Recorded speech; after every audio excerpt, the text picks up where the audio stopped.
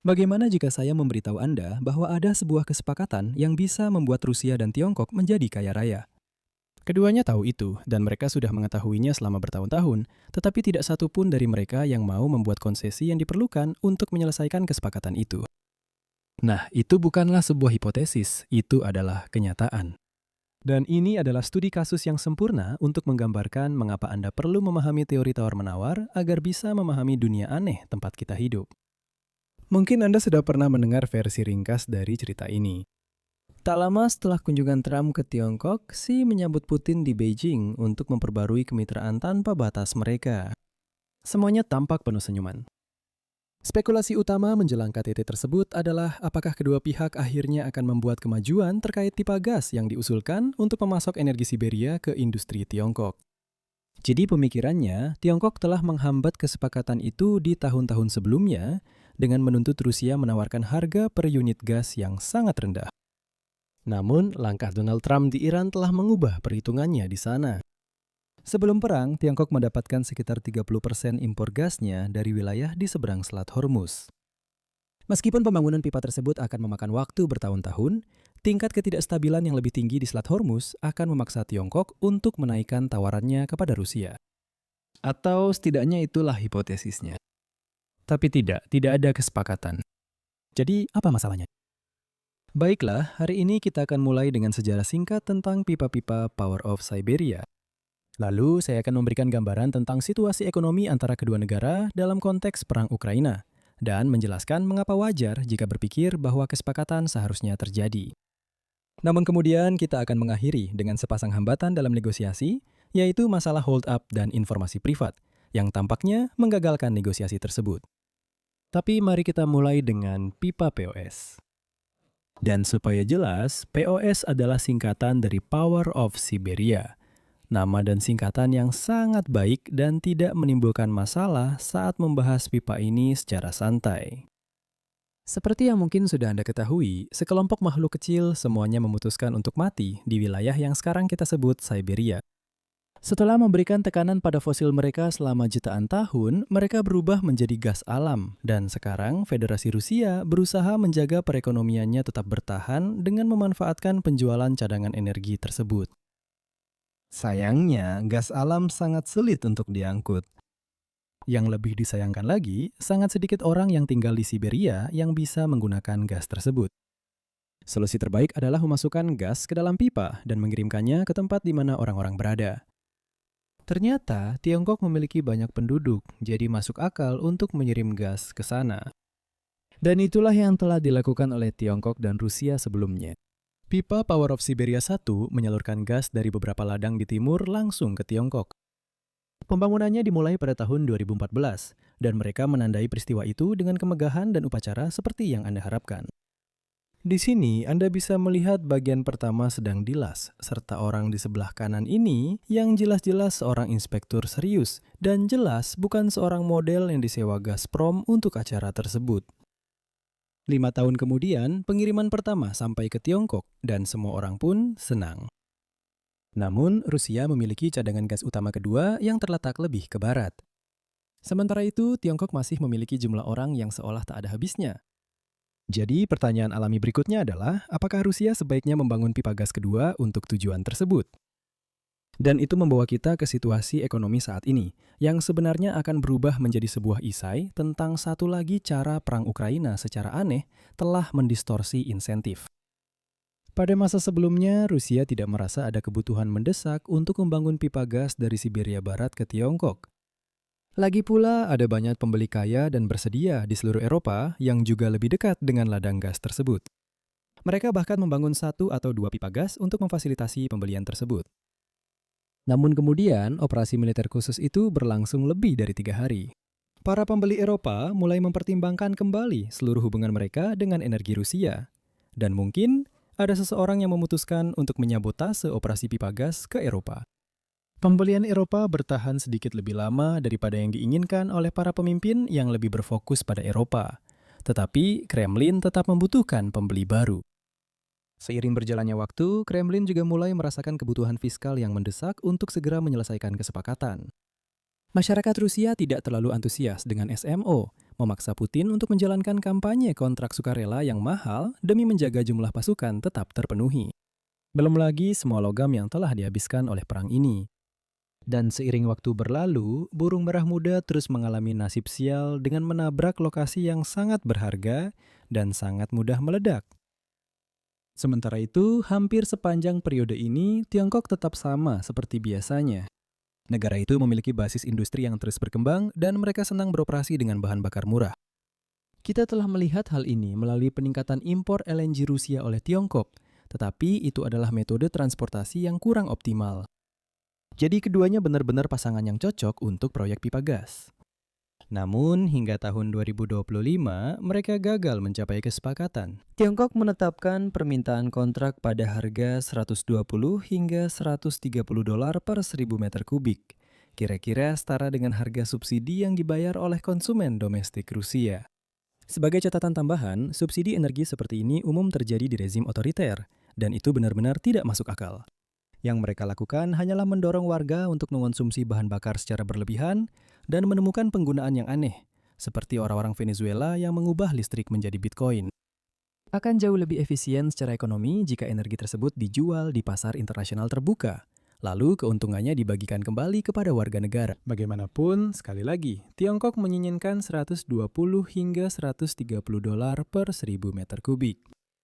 Rusia menginginkan harga 2 kali lipat, antara 240 dolar hingga 260 dolar, yang masih merupakan harga diskon dibandingkan harga pasca invasi yang biasanya dibayar oleh orang Eropa. Saya rasa itulah yang terjadi ketika Anda menghilangkan sekelompok pembeli kaya dari persamaan. Bagaimanapun juga, tidak ada jalan tengah untuk menjembatani kesenjangan antara Rusia dan Tiongkok, sehingga terjadi pertemuan-pertemuan berturut-turut di mana mereka membahas pipa tersebut dan membuat kemajuan. Namun tidak ada hal substantif yang terjadi di antaranya. Para pembuat kebijakan di Kiev hanya duduk santai dan menyaksikan seluruh kejadian itu dengan geli. Lalu terjadi perang Iran dan kehancuran pasar energi di seluruh dunia.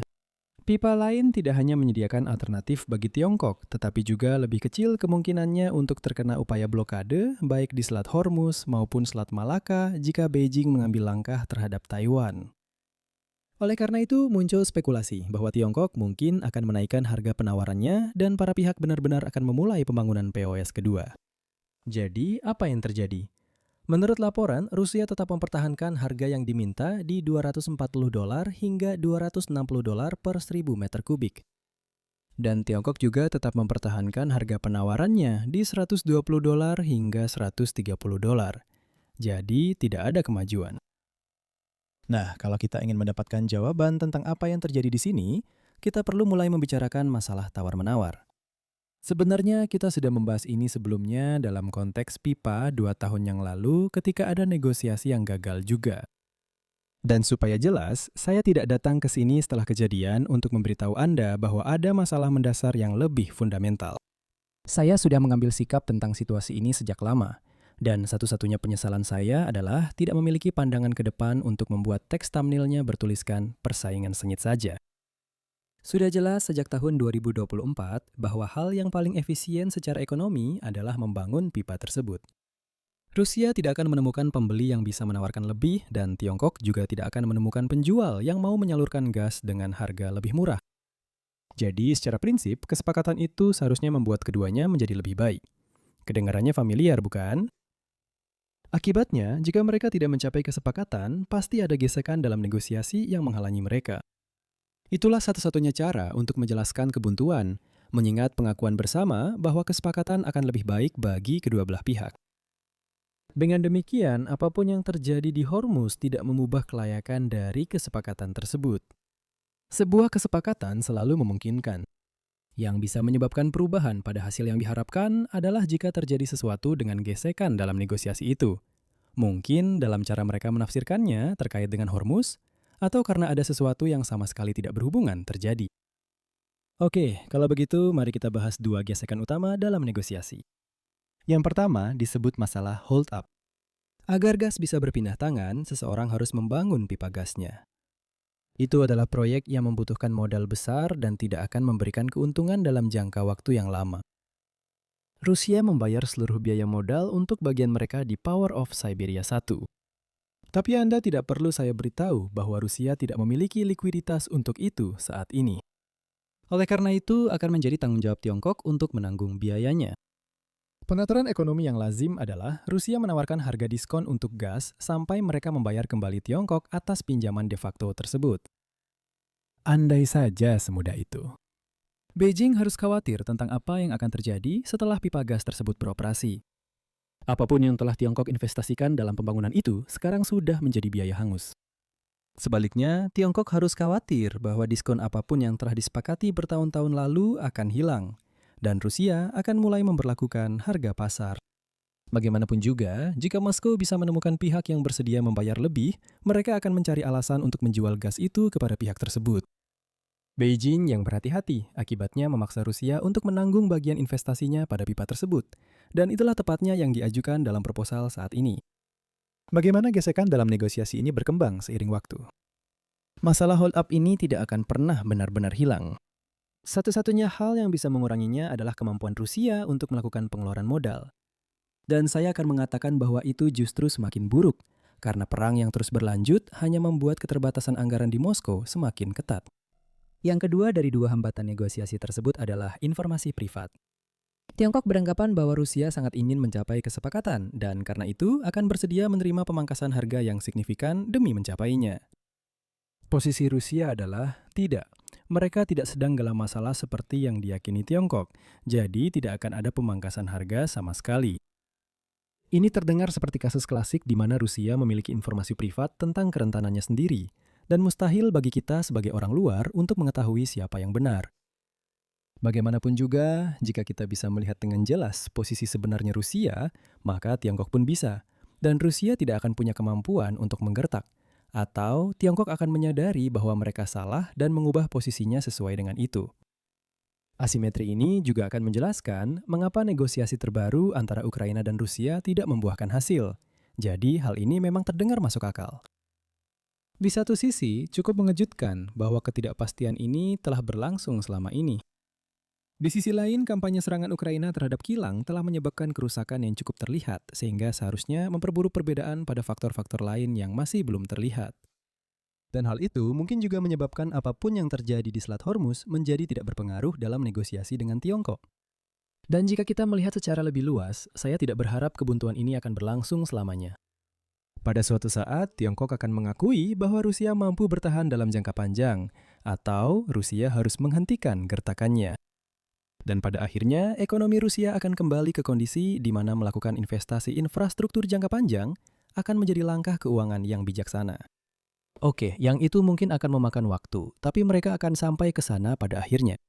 Jadi saya pikir sudah tak terelakkan lagi bahwa Power of Siberia 2 akan dibangun. Tapi sampai masalah fiskal dan informasi terselesaikan, akan sulit untuk menyelesaikan kesepakatan tentang pipa tersebut. Jadi, apa kesimpulan kita untuk hari ini? Pipa Power of Siberia 2 seharusnya meningkatkan kesejahteraan baik Tiongkok maupun Rusia.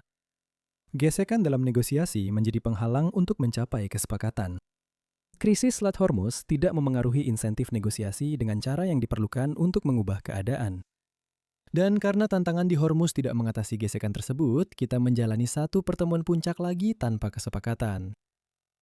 Sementara itu, Anda tidak perlu menunggu untuk mengetahui lebih banyak tentang politik Tiongkok.